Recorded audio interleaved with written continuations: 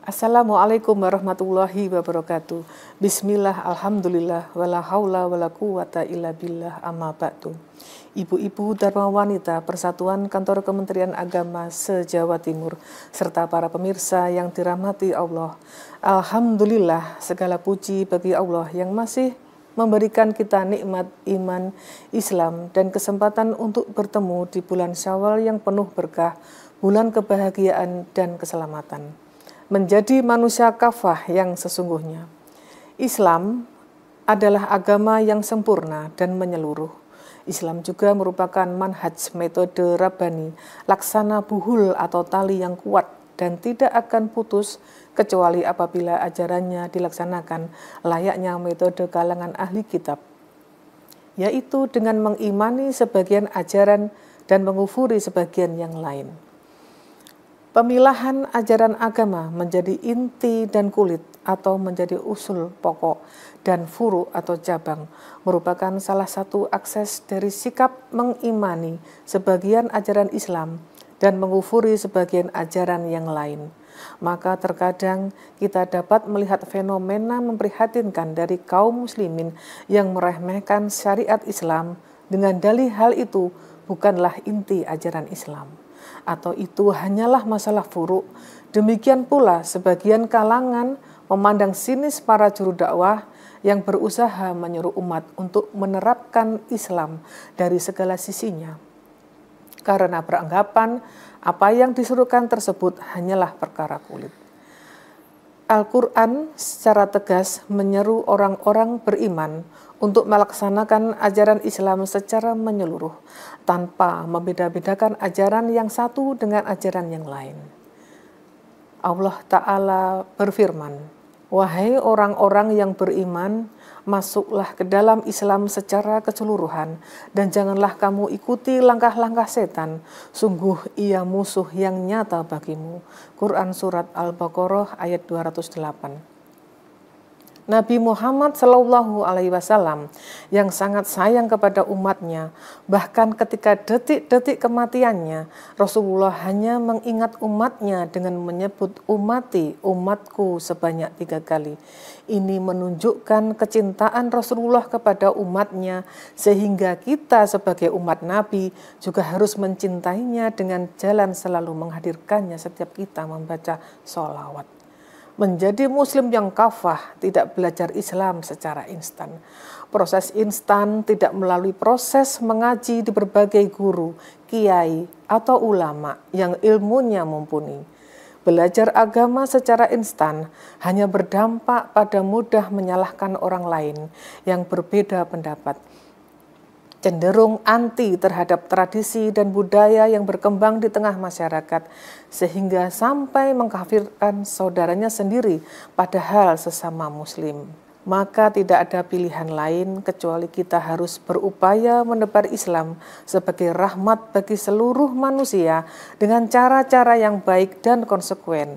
Sebagaimana sabda Nabi SAW, "Katakanlah, aku beriman kepada Allah, maka istiqomahlah."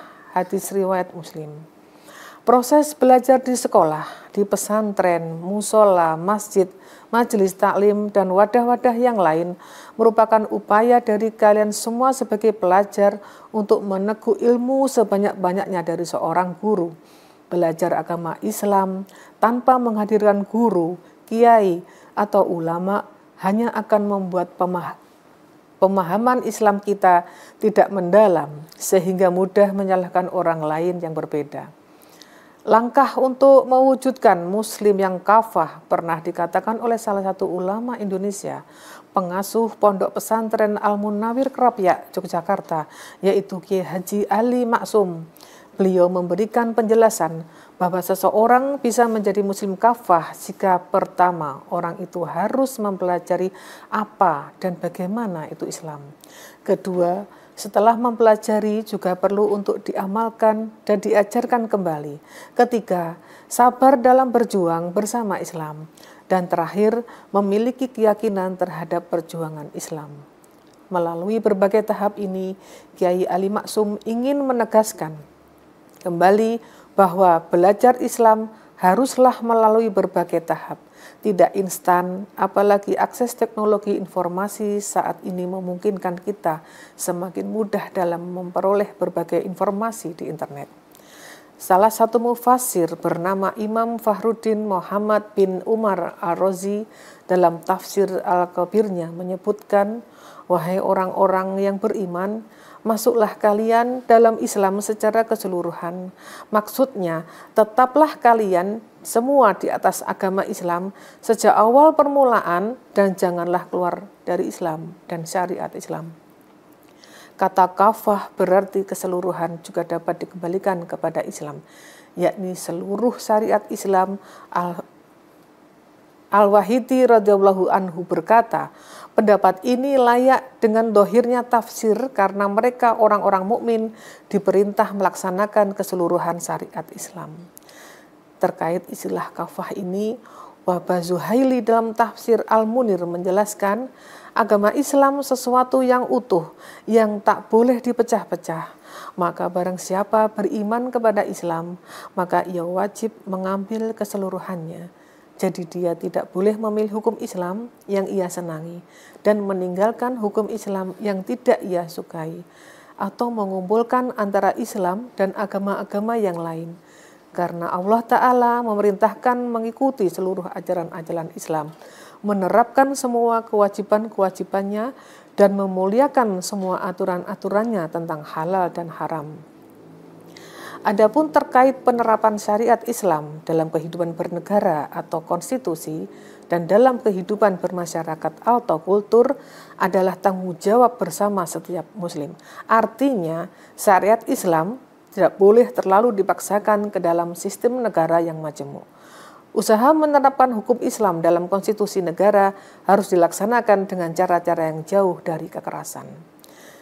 Demikian ulasan yang kami sampaikan. Semoga bulan Syawal ini menjadikan kita manusia yang kafah yang sesungguhnya dan selalu menebar kebaikan dimanapun kita berada.